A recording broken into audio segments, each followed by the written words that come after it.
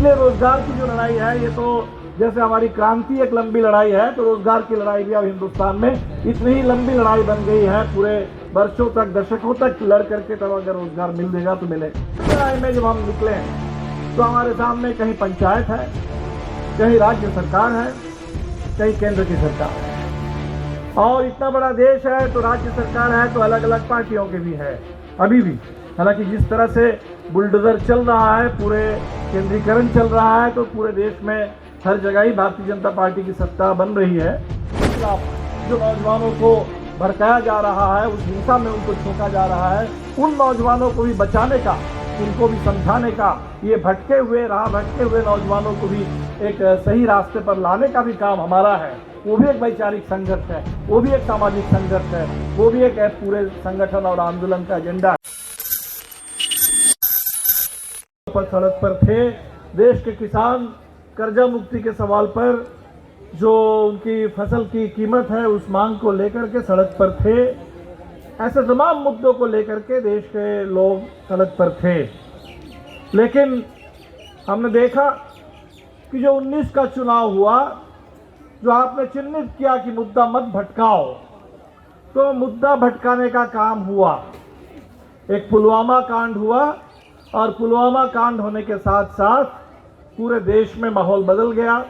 तो माहौल बदलने का और मुद्दा भटकाने का एक बड़ा काम हुआ, और जिसका परिणाम हम सबके सामने है। 19 के चुनाव में क्या हुआ और 19 के बाद से लगातार क्या हो रहा है। तो आज भी हमें ये अच्छा लगा कि आपने इस संकट को भी चिन्हित किया, क्योंकि हमारे सामने तो रोजगार का मुद्दा है, बिल्कुल है। और ये जो रोजगार का मुद्दा है, ये कोई एक बहुत व्यापक मुद्दा है, लंबी लड़ाई है, बहुत बड़ा मुद्दा है। क्योंकि हमारे जो रेलवे के साथी बता रहे थे कि हमने परीक्षा क्लियर कर दी, भर्ती नहीं निकाली जाती है, वैकेंसी नहीं निकलती है, वैकेंसी के बाद जो परीक्षा हुई, परीक्षा क्लियर कर दिया, उसके बाद उनको ज्वाइन करने के लिए जो नौकरी उनकी है, उस नौकरी ज्वाइन करने के लिए भी वर्षों का इंतजार, और इसमें भी कितने सारे दांव पेच, और इसमें भी कितनी लंबी लड़ाई। इसलिए रोजगार की जो लड़ाई है, ये तो जैसे हमारी क्रांति एक लंबी लड़ाई है, तो रोजगार की लड़ाई भी अब हिंदुस्तान में इतनी ही लंबी लड़ाई बन गई है। पूरे वर्षों तक, दशकों तक लड़ करके तब अगर रोजगार मिल देगा तो मिलेगा। तो इस लंबी लड़ाई में जब हम निकले हैं तो हमारे सामने कहीं पंचायत है, कहीं राज्य सरकार है, कहीं केंद्र की सरकार है। और इतना बड़ा देश है तो राज्य सरकार है तो अलग अलग पार्टियों के भी है अभी भी। हालांकि जिस तरह से बुलडोजर चल रहा है, पूरे केंद्रीकरण चल रहा है, तो पूरे देश में हर जगह ही भारतीय जनता पार्टी की सत्ता बन रही है। लेकिन अभी भी इस देश में कुछ जगह विपक्षी सरकारें भी हैं। और हम देख रहे हैं कि रोजगार का सवाल नौजवानों के सामने जब आता है, तो कहीं कहीं नौजवानों के सामने कोई दूसरी सरकार भी खड़ी है। ये लड़ाई बड़ी है, व्यापक है, और इसीलिए आपके सामने ये सवाल भी है कि इस लड़ाई को जब हम लड़ेंगे तो आंख मूंद करके नहीं लड़ सकते। आंख हमारे खुली हो, दिमाग खुला हो, खुले दिमाग खुली आंखों के साथ इस लड़ाई को हम लड़ेंगे। क्योंकि हमारा जो रोजगार छीना जा रहा है, तो हमारा रोजगार छीना जा रहा है कोई वैकल्पिक एक रोजगार पैदा करके। और वो रोजगार क्या है? देश की खेती चौपट हो गई, लेकिन नफरत की खेती जोरों पर है। कल कारखाने बंद हो गए हैं, लेकिन ये कत्ल करने के लिए, हिंसा के लिए एक नई इंडस्ट्री खोल दी गई है। तो ये जो नौजवान जिनको यहाँ खेती में, पढ़ाई में, स्कूल में, अस्पतालों में, कल कारखानों में, दफ्तरों में रोजगार नहीं मिल रहा है, उनको इन लोगों ने वैकल्पिक रोजगार दे दिया कि तुम हाथ में बंदूक उठाओ और जा करके जुलूस में, रामनवमी के जुलूस में चलो, और यहाँ जा करके नारे लगाओ, दंगा करो, और यही तुम्हारा रोजगार है। इसलिए जो नफरत का कारोबार है, इस कारोबार को अगर हम बंद नहीं कर पाएंगे, तो हम जो सम्मानजनक रोजगार की बात करते हैं, सुरक्षित रोजगार और सम्मानजनक वेतन की बात कर रहे हैं, वो नहीं बनने वाला, वो नहीं आने वाला है। और इसीलिए ये नफरत के कारोबार को बंद करना, नफरत के रोजगार को बंद करना, ये भी हमारे लिए बिल्कुल ज़रूरी है। और बिल्कुल ज़रूरी ये भी है कि मुद्दा भटकाने का मौका इनको ना मिले। तो इस बार बिल्कुल हम ऐसे ही एक मोड़ पर खड़े हैं। निश्चित तौर पर जो 19 में हमने झेला, देखा, तो इसी से हम लोगों को भी बात समझ में आती है। तो इस बार देश में लोग थोड़ा पहले से ज़्यादा सजग है और इसीलिए ये जो नारा भी आपने दिया, ये नारा भी यहीं से निकला है कि मुद्दा मत भटकाओ। सारे लोग कह रहे हैं कि रोजगार पर अगर हमें लड़ना है तो निश्चित तौर पर जो भटकाने की कोशिश है, जो नफरत की खेती है, कारोबार है, इसके खिलाफ भी जम के लड़ना होगा। आप देख लीजिए कि क्या स्थिति बना दी गई। उत्तर प्रदेश में हम देख रहे थे कि बरेली में एक पुलिस के अधिकारी, एसपी, जो कानून के हिसाब से चलाना चाहते हैं, कानून का राज चलाना चाहते हैं, जब उन्होंने देखा कि किस तरह से वहाँ सांप्रदायिक माहौल पैदा करने की कोशिश हो रही है, किस तरह से पूरे गुंडागर्दी हो रही है, ये इस समय सावन के महीने में सारे कांवड़ यात्रा के नाम पर, तो उन्होंने वहाँ पुलिस ने अपना काम किया और जब उन्होंने कुछ काम किया, उस पर काबू पाने की कोशिश की, तो उनको वहाँ से उनका तबादला हो गया। और दूसरी तरफ एक आरपीएफ का जवान, जिसके ऊपर जिम्मेदारी ये थी कि रेलवे यात्री की सुरक्षा उसकी गारंटी करे, रेलवे सुरक्षा बल है, और वो रेलवे सुरक्षा बल का जवान, वो आपने वीडियो देखा और आपने ये भी देखा इस खबर को किस तरह से दबा दिया गया या इस खबर को बदल दिया गया। सच्चाई तो ये है कि वो आरपीएफ का जवान, अब वो जो भी उसके कह रहे हैं कुछ बहस हुई थी, तो बहस भी हो सकता है कोई राजनीतिक बहस ही हुई हो, और उस बहस के बाद वो जाकर के जब अपने पूरे ऊपर के अधिकार जो अफसर हैं, जो सब इंस्पेक्टर थे, उनको गोली से मारा। एक मीना जी थे शायद राजस्थान से, ये मारने वाला उत्तर प्रदेश का था, और 3 मुस्लिम जो वहाँ सफ़र कर रहे थे ट्रेन में, उनको भी मारा चुन चुन करके। क्योंकि जो लोग कह रहे हैं कि वैसे ही गोली चला दिया और 3 लोग मर गए, नहीं, ऐसा नहीं, अलग अलग कंपार्टमेंट में जाकर के, कहीं B5 है, कहीं S6 है, कहीं पेंट्री कार है, वहाँ जाकर के उसने मारा। और वो वीडियो साफ बता रहा है कि वो कह भी रहा है, वो ये कह भी रहा है मुसलमान लोगों के बारे में कि पाकिस्तान के से ऑपरेट होते हैं। ये मीडिया ने बताया कि इस देश में अगर रहना है और वोट डालना है तो बस 2 ही आपके सामने हैं, मोदी और योगी। मोदी और योगी को वोट करना है। तो मोदी और योगी का नाम लेकर के रेलवे के एक पूरे ट्रेन में ये कत्लेआम किया जाता है। और इसके बारे में अब रिपोर्ट ये आ रही है कि ऐसे ही किसी को उसको छुट्टी नहीं मिली थी, तो बड़ा टेंशन में था और डिप्रेशन में था, तो कभी डिप्रेशन कभी टेंशन कुछ बोल करके कर दिया जाएगा। तो आप ये जो पूरे देश की स्थिति बनी हुई है, इस स्थिति में हम रोजगार के मुद्दे पर आंदोलन को तेज करना चाहते हैं।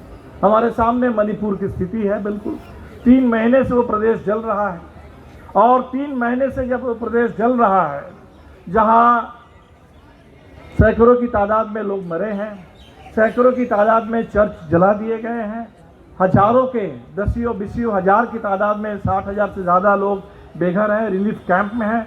और रिलीफ कैंप के भी बारे में जो रिपोर्ट अभी हमारे जो सांसद विपक्ष के इंडिया के सांसदों की जो टीम गई थी, उस टीम ने भी जो रिपोर्ट लाई है वहाँ से, तो उस रिपोर्ट में बिल्कुल साफ है कि इसमें भी कुछ ऐसे रिलीफ कैंप है जहाँ हो सकता है सरकार की ओर से कुछ मदद जा रही है। ज़्यादातर जो रिलीफ कैंप है, खासकर कुकी समुदाय के लोग जिस रिलीफ कैंप में हैं, वहाँ कहीं से सरकार की तरफ से किसी तरह का कोई प्रबंधन नहीं है, किसी तरह की कोई मदद नहीं है। वो बिल्कुल समाज और लोगों के जन सहयोग के आधार पर चल रहा है। और इस सवाल को लेकर के ना तो संसद में कोई बहस करने के लिए तैयार है, ना सुप्रीम कोर्ट में। जब सुप्रीम कोर्ट ने पूछा कि भाई 6,000 लोगों का जो FIR हुआ है, क्या आपने ये देखा कि कितने इसमें यौन हिंसा के केसेस हैं, कितने इसमें सांप्रदायिक नफरत है? सरकार ने कहा कि भाई हम आपको बाद में बताएं। तो सरकार को कोई फर्क नहीं पड़ता। एक ऐसी सरकार आ गई है जिसको इससे कोई फर्क नहीं पड़ता। सामने G20 है, और G20 के बाद हो सकता है कि अभी थोड़ा बहुत भी अगर कुछ मामलों में आपको अगर लग रहा है कि सरकार कुछ संयमित है, वो सारा खत्म हो जाएगा। जैसे G20 खत्म होगा, दुनिया की नज़र हिंदुस्तान से जैसे ही थोड़ी देर के लिए हट जाएगी, और आप देखेंगे कि चुनाव के लिए बिल्कुल वो नफरत का, दमन का नंगा नाच शुरू होने वाला है। और ऐसे दौर में मैं समझता हूँ कि निश्चित तौर पर नौजवानों के सामने बहुत कठिन लड़ाई है।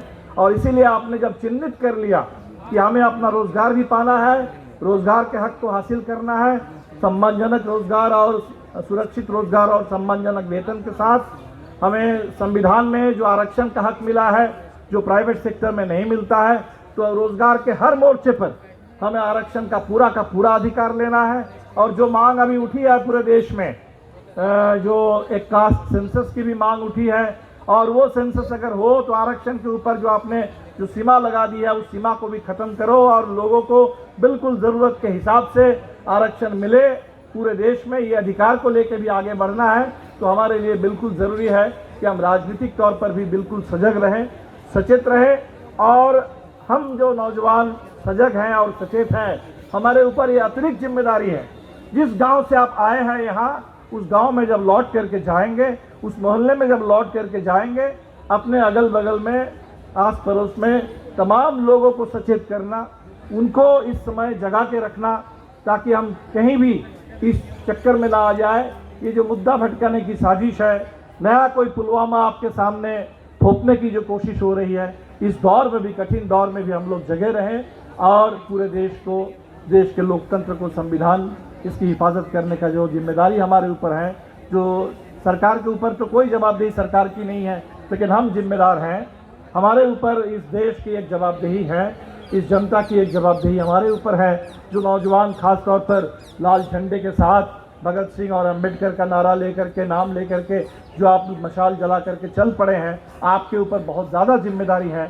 हम बस यही आपसे अपील करेंगे और आप पर ये भरोसा है कि आप अपनी जिम्मेदारी ज़रूर निभाएंगे और इस यूथ पार्लियामेंट के संदेश को देश के हर कोने तक ले जाएंगे। और आने वाले दिन में एक बहुत बड़ा, जो हम सब लोग सोचते हैं कि शायद अभी भी जो हम नौजवानों का जो आंदोलन है, इसमें जो भागीदारी हो रही है, इससे भी ज़्यादा जब भागीदारी होगी, इससे भी ज़्यादा बड़ी तादाद में जब हम नौजवानों को गोलबंद कर पाएंगे, तब एक लड़ाई और बढ़ेगी। और तब हमारे जो भटके हुए नौजवान हैं, जिनको वो आपके रामनवमी के जुलूस में या तरह तरह के धार्मिक आयोजनों में एक उग्र राष्ट्रवाद का नारा दे करके हमारे ही दूसरे साथियों के खिलाफ, कहीं आम मुस्लिम लोगों के खिलाफ, कहीं इस देश के लाल झंडे के ट्रेड यूनियन करने वाले मजदूर नेताओं के खिलाफ, कहीं किसानों के खिलाफ, कहीं महिलाओं के खिलाफ जो नौजवानों को भड़काया जा रहा है, उस हिंसा में उनको झोंका जा रहा है, उन नौजवानों को भी बचाने का, उनको भी समझाने का, ये भटके हुए नौजवानों को भी एक सही रास्ते पर लाने का भी काम हमारा है। वो भी एक वैचारिक संघर्ष है, वो भी एक सामाजिक संघर्ष है, वो भी एक पूरे संगठन और आंदोलन का एजेंडा है।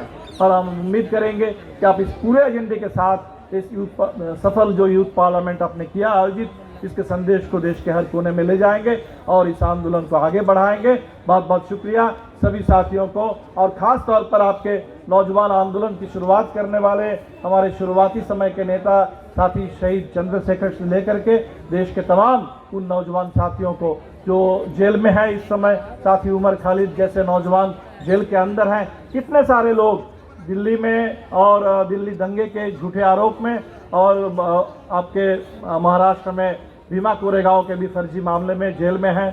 जेल में जो साथी बंद हैं, उन सभी साथियों की रिहाई की मांग करते हुए और सभी को लाल सलाम पेश करते हुए मैं अपनी बात खत्म कर रहा हूँ। इनकलाब जिंदाबाद।